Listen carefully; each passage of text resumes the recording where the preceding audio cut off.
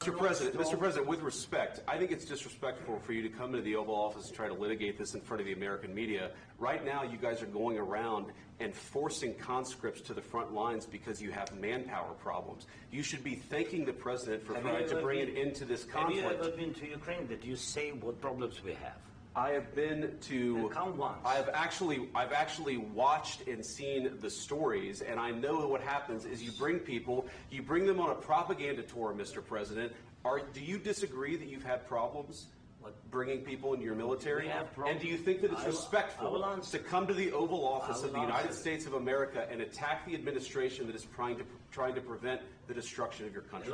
A lot of questions. Let's start from the beginning. Sure. First of all, during the war, everybody has problems. Even you, but you have nice ocean and don't feel now, but you will feel it in the future.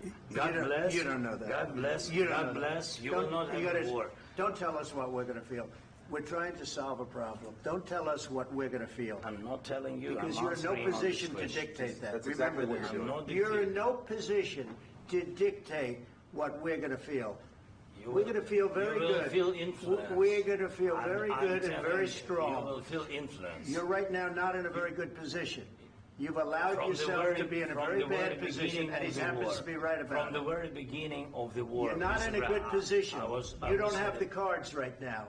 With us, you start having cards. Right now, you don't. You're playing cards.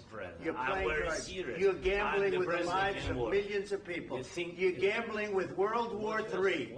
You're gambling with World War III. And what you're doing is very disrespectful to the country, this country. That's back to you. Far more than a lot of people said they should have. Have you said thank you once? This entire meeting? No, in this entire meeting, have you said thank you?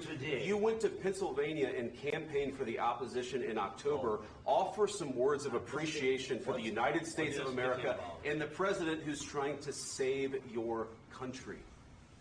Please, you think that if you will speak very loudly about the war, you He's not speaking loudly. He's not speaking loudly. Your country is in big trouble. Can I Wait a minute. No. You've done a lot of talking. Your country is in big trouble. I know. You're not winning. You're not winning this. You have a damn good chance of coming out okay because of us. Mr. President, we are staying in our country, staying strong from the very beginning of the war. We've been alone, and we are thankful. I said thanks you haven't in been this alone. cabinet. You haven't been alone. In this cabinet. We gave you, through this stupid president, $350 billion.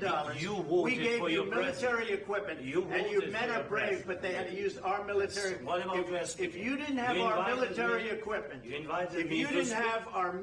equipment, this war would have been over in 2 weeks. In 3 days. I heard it from Putin. In 3 days. This is something maybe new. Less. In 2 weeks. Of course, yes. It's going to be a very hard thing to do business like this. I tell you. Just say thank you. I said a lot of times to American people. Except that there are disagreements, and let's go litigate those disagreements rather than trying to fight it out in the American media when you're wrong.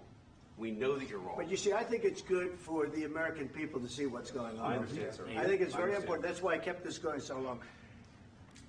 You have to be thankful. You don't have the cards. You're buried there. Your people are dying. You're running low on soldiers. Listen, you're running low on soldiers. It would be a damn good thing. And then you tell us, I don't want a ceasefire. I don't want a ceasefire. I want to go, and I want this. Look. If you could get a ceasefire right now, I tell you, you'd take it so the bullets stop flying and your men stop getting killed. Of course, we want to stop the war. But you're saying you don't want a ceasefire. But I said to you, I want a ceasefire. With guarantees. Because you'll get a ceasefire faster than an agreement.